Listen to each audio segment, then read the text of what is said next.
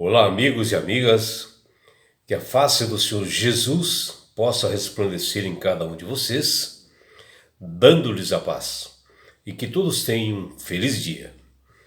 Vamos estudar a lição, e hoje, domingo 6 de agosto, a lição 7, ela tem como título A Unidade do Espírito.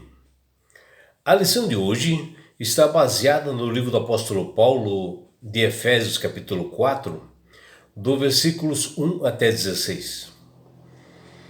E aqui o apóstolo ele encorajou os crentes de Éfeso a nutrirem a importância da unidade na igreja.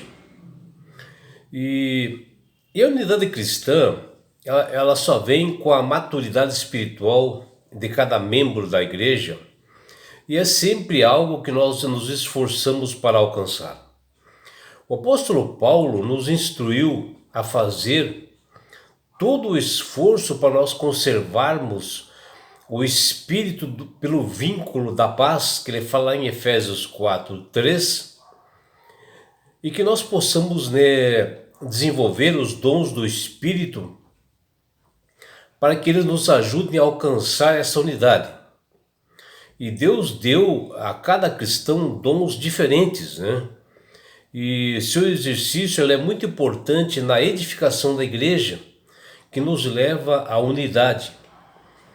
E o apóstolo ele exortou aos crentes de Éfeso a exibirem, as virtudes para que eles contribuíssem para a concretização da unidade naquela igreja. E porque aí está o poder do Evangelho para alcançar pessoas para o reino dos céus.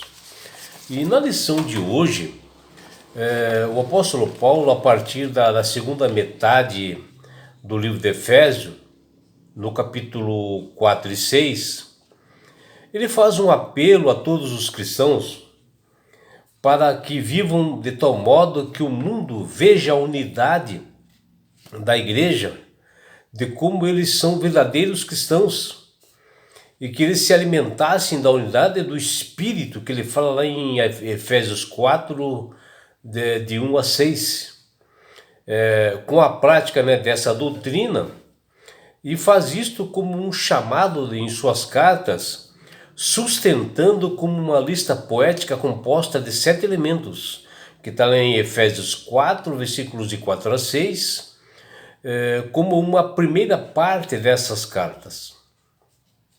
E Paulo quis mostrar que o preço da nossa salvação foi muito alto. E por isto importa que cada cristão viva de modo digno do privilégio recebido, e até ele menciona digno no seu início da sua carta, que dá a ideia de igual ou equilíbrio. E portanto, com essa palavra digno, que fala em Efésios 4:1, o apóstolo ensina que nós devemos ter e haver um equilíbrio entre doutrina e prática. E isso nós só conseguimos através da unidade do Espírito. Em segundo lugar, o apóstolo menciona em Efésios capítulo 4, versículo 7 a 16, da importância de nós exaltarmos Jesus como a fonte da graça aos que lideram a proclamação do Evangelho para as demais pessoas, que está lá em Efésios 4, versículos 7 a 10. E até Paulo descreveu a eles como eles deveriam ser, assim como todos os membros da igreja, devendo contribuir para a saúde e o crescimento e a unidade do corpo de Cristo, que é a igreja. Está lá em Efésios capítulo 4, versículos 11 a 16. E por isto que já no início da carta, o apóstolo pediu a todos os cristãos, e ele diz: andeis de modo digno da vocação do que fostes chamados, que está lá em Efésios 4:1. E Paulo usou aqui o verbo andar no sentido assim figurado de como comportar-se ou viver na sociedade.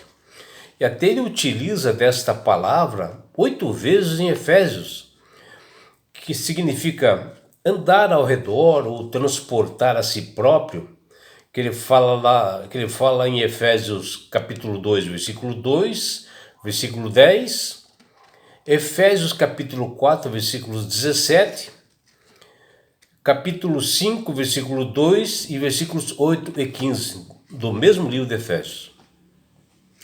E ele fala que por meio desse termo, a vida cristã é descrita como sendo uma atividade, um modo onde há sempre coisas novas a descobrir, as experiências, né, e o cristão possa desfrutar.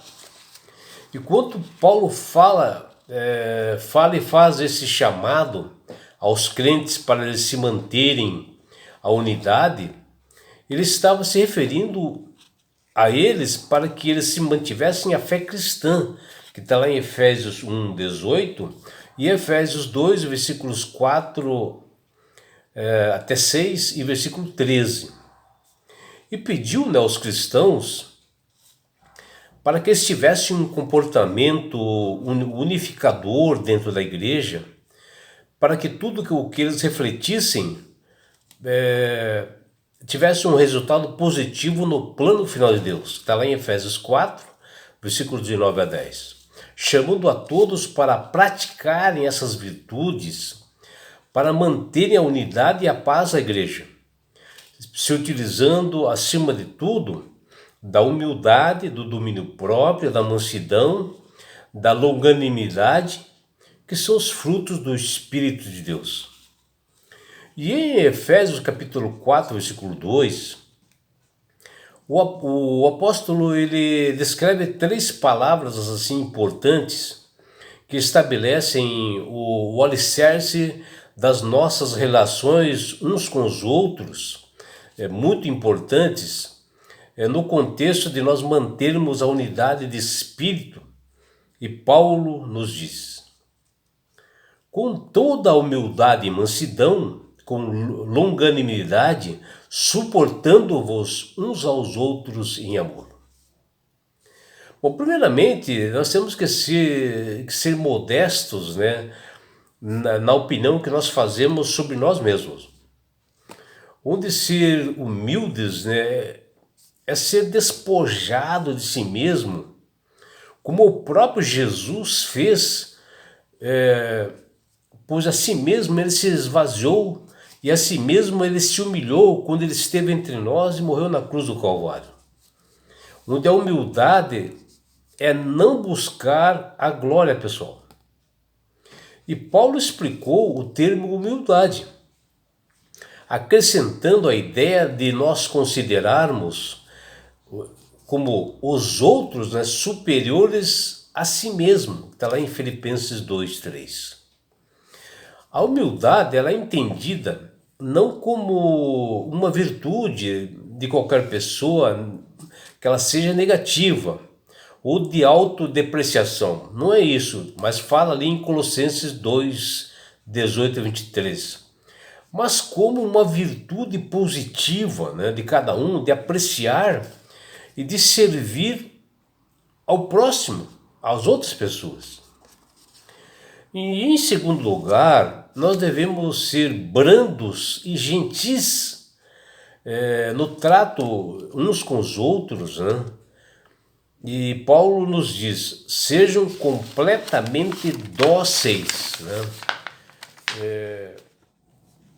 Que isso, traduzindo essa palavra de dóceis que o apóstolo fala, ele estava dizendo sobre mansidão. E esse termo tanto se refere à atitude de alguém para com a palavra de Deus, quando nós estamos proclamando o Evangelho, que está em Tiago 1, 21, como também para todos os seus semelhantes. E ser manso é o mesmo que ter prontidão interior, né, para sofrer o mal e saber administrar isto, né? Principalmente quando há provocações, né, e a pessoa não deve devolver a mesma moeda ou retaliação. Porém, a mansidão, ela não deve ser confundida com uma atitude covarde, né? O que a mansidão faz com a pessoa, ela dá respostas brandas, né? Corretas, até no tom da palavra a pessoa tem que saber falar, né? Ser manso, tranquilo, transmitir a verdade com clareza, né? Mas nunca jamais ser covarde, sempre falar a verdade. E a mansidão que fala em Efésios 4, Efésios capítulo 4, versículo 2, é a qualidade de não ser excessivamente impressionado com o senso da importância própria. E também significa ser cortês, né? Ter consideração para com as outras pessoas e ser uma pessoa que se utiliza de ser gentil, né? E em terceiro lugar, o que nós vemos nesta lição, nós temos que manter o domínio próprio, né, diante da imaturidade das outras pessoas. Nós temos que suportar provocações e dificuldades, sendo longânimo, né, nessas horas, para nós agirmos, né, com equilíbrio nos momentos difíceis, sem atitude de vingança, né, ou revidar alguma coisa. Nós temos que ter paciência neste momento e aplicar um dos valores e dons mais importante, que é a longanimidade. Não ter pressa para provar que nós estamos certos, porque existe, né, um momento ideal para nós provarmos isso, que nós estamos certos. Todas essas qualidades, elas giram em torno do tema de se afastar da importância própria, né? Em vez disso, se concentrar no valor dos outros. E a prática dessas três virtudes fortalece a unidade na igreja. São chaves assim importantes para nós vivermos em paz, né, uns com os outros, preservando a unidade do Espírito. E é por isso, meu amigo, minha amiga, que Deus tem falado com todas as pessoas através do poder do Espírito Santo, para que aceitem a Jesus como Salvador e Senhor. Porque quando você aceita a Jesus como Salvador e Senhor, você passa a ser uma pessoa a ter assim sabedoria, ter entendimento, saber manusear bem as Sagradas Escrituras, passa a ter uma pessoa dócil, manso, né? Uma pessoa longânima, né? Isso tudo são frutos do Espírito trabalhando nas pessoas. As pessoas se transformam. E não é só isso, meu amigo, minha amiga. Quando você aceita Jesus como Salvador e Senhor, você ganha de Deus esse presente que chama-se salvação. E com isto, Jesus vai levar-te para as mansões celestiais, no lugar onde não há mais dor, mais morte, mais aflições, não haverá mais provocações, não haverá mais brigas.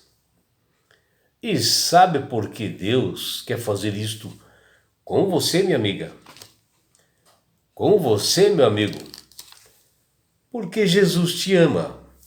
Abraços do seu amigo João Carlos Amorim.